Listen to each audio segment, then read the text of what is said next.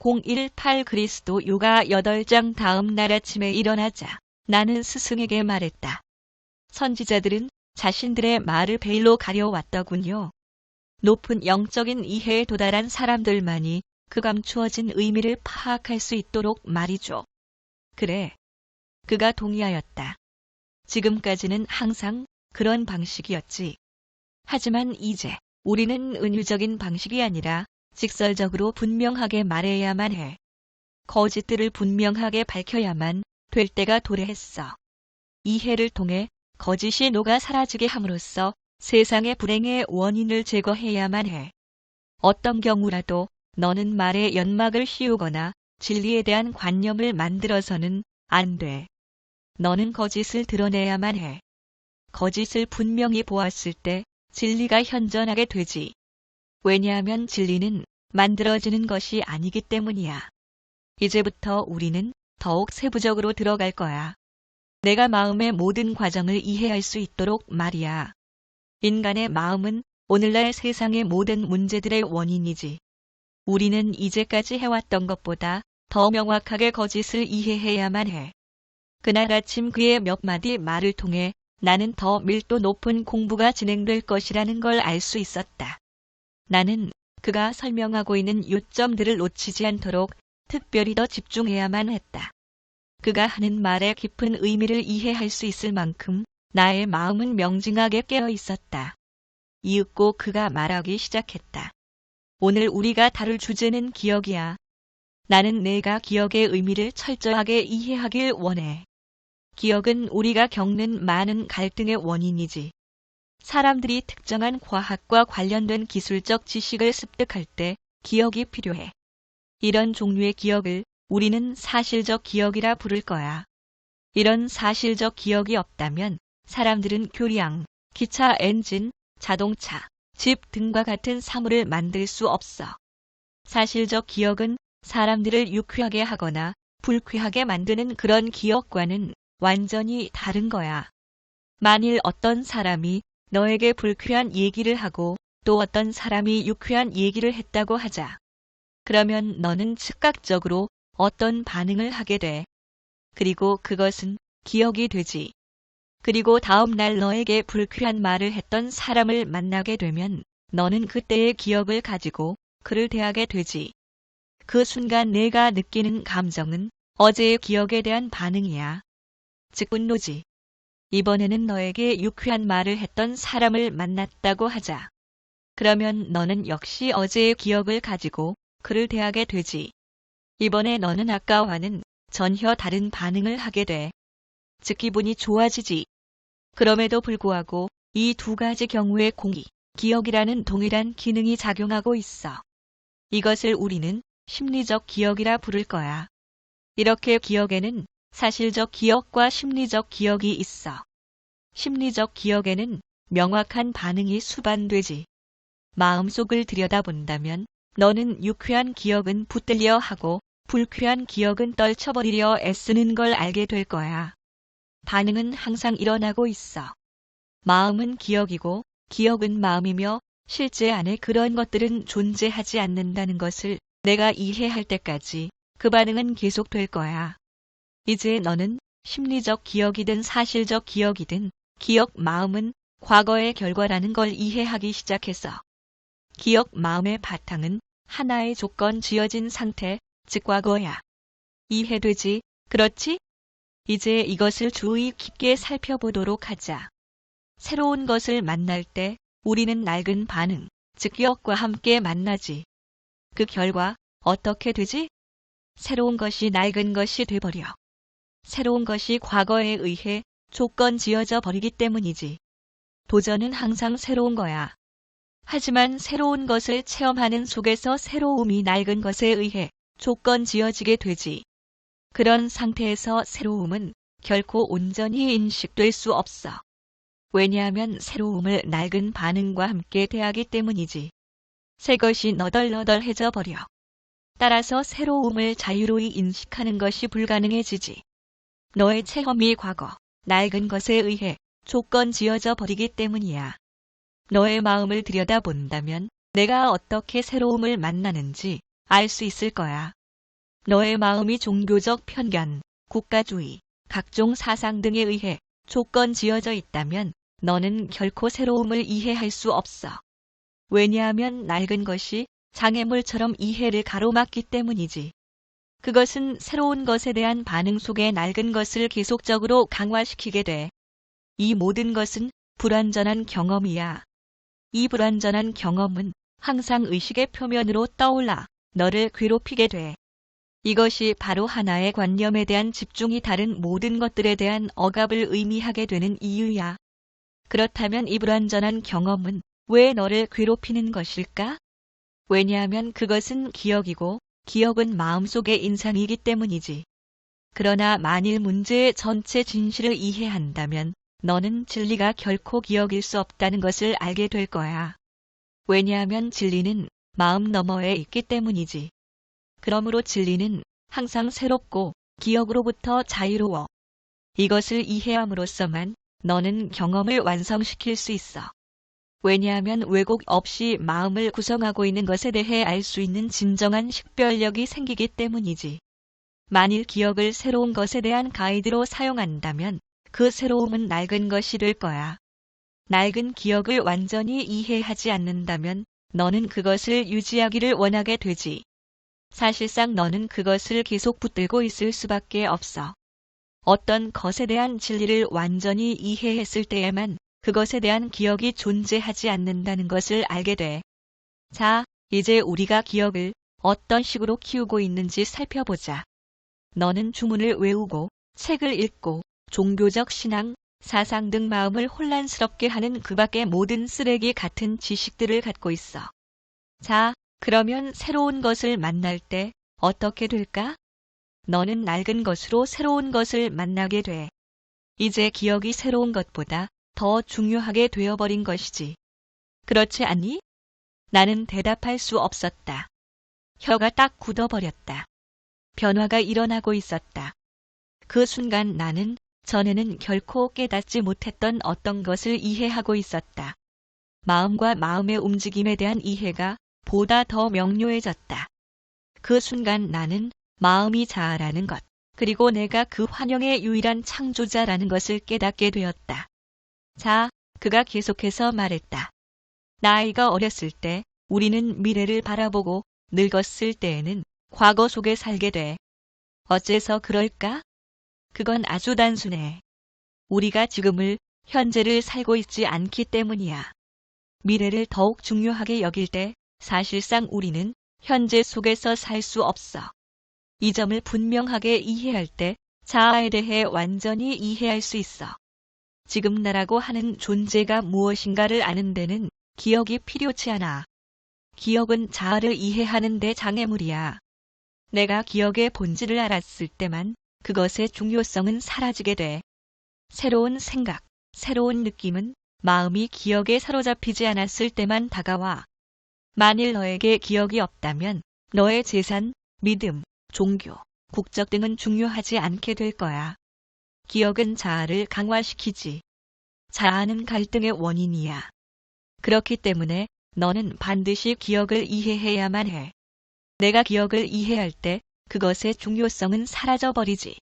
그러나 기억이 어제, 오늘 그리고 내일을 창조하고 있다는 것과 기억이 오늘과 내일을 만든다고 하는 사실을 이해한다면 너는 과거가 현재와 미래 속으로 투사되고 있다는 것을 알게 될 거야.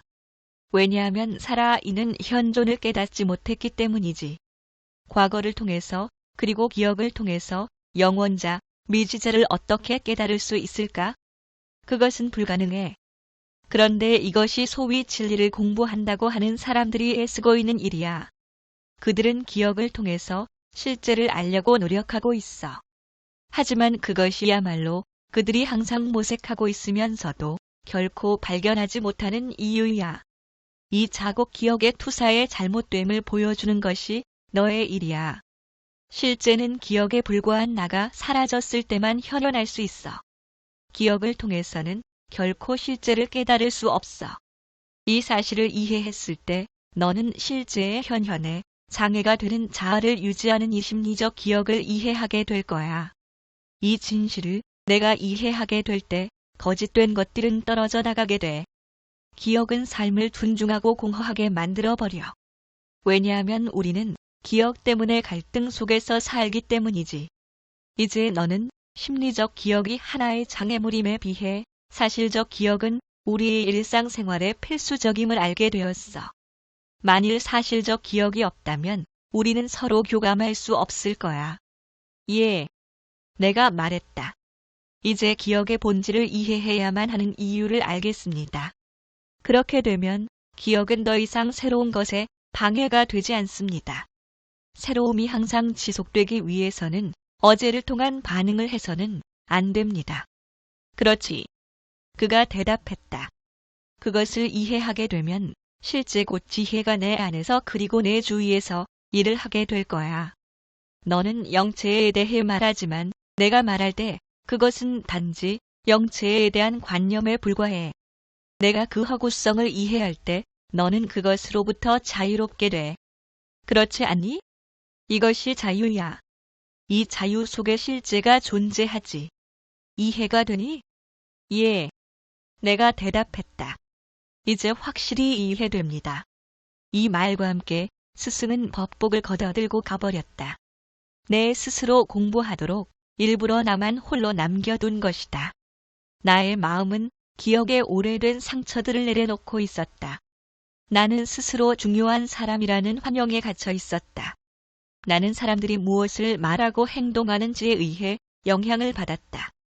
기억들이 꾸역꾸역 솟아올라왔다. 이제 그 전 과정이 이해되었다. 이 모든 불완전한 체험들이 이제 완성되고 있었다. 왜냐하면 나라는 것이 갈등의 원인이라는 것을 깨닫게 되고 그것들에 대한 기억이 녹아 별다른 의미를 가지지 못하기 때문이었다.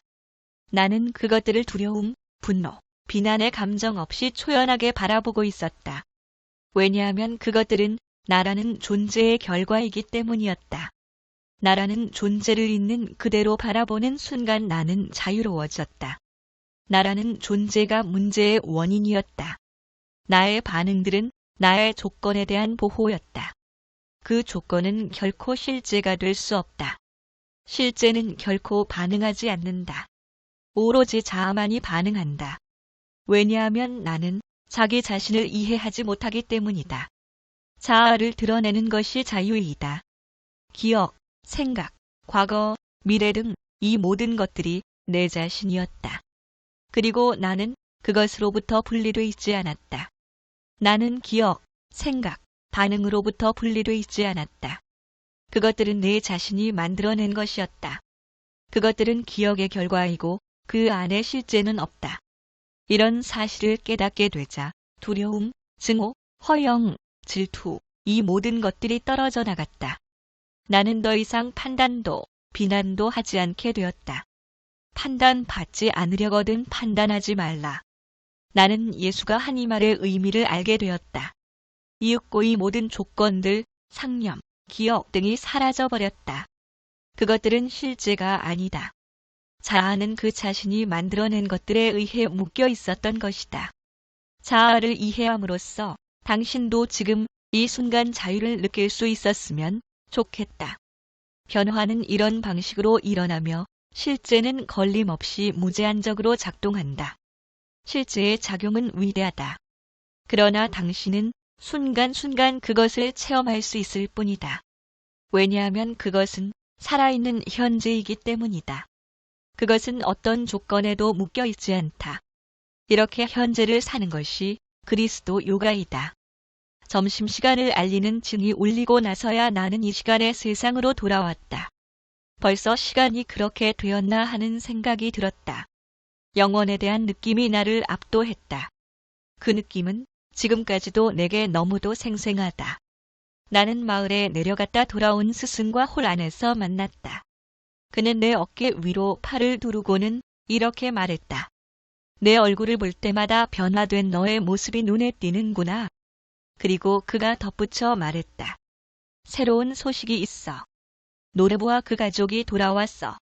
너를 몹시 또 만나고 싶어 해. 노래부는 무척 예쁘지. 내가 그녀 안에 잠들어 있던 사랑을 일깨운 것 같아. 그 사랑은 가슴으로부터 나오는 사랑이야. 무시해서는 안 돼. 오늘 그녀가 너에 대해 말하는 눈빛 속에서 나는 그것을 눈치챌 수 있었어.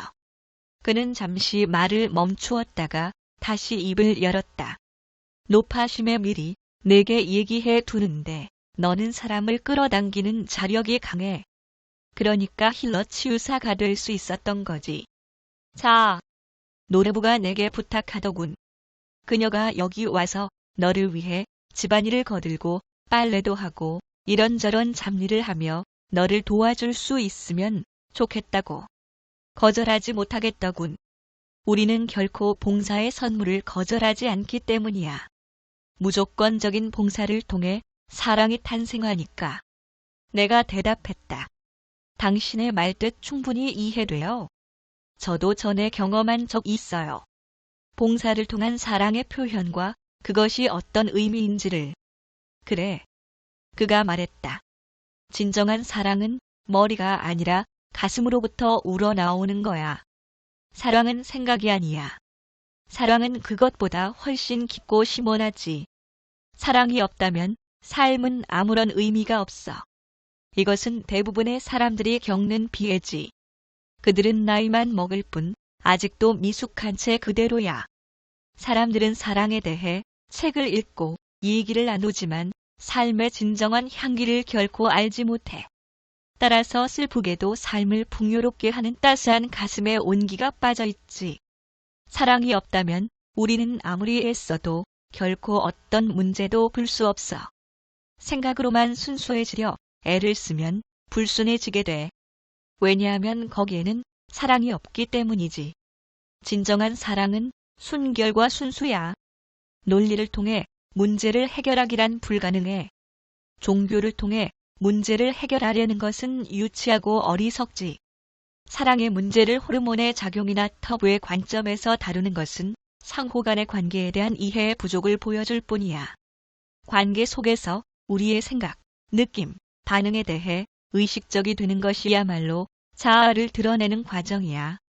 이 과정 속에서 실제가 현현하게 되지. 자기 자신에 대한 철저한 이해를 통해서만 우리는 자아를 초월한 곳에 이를 수 있어. 우리는 사랑을 만들어낼 수 없어. 사랑은 자가 드러나는 과정 속에서 탄생하는 거야.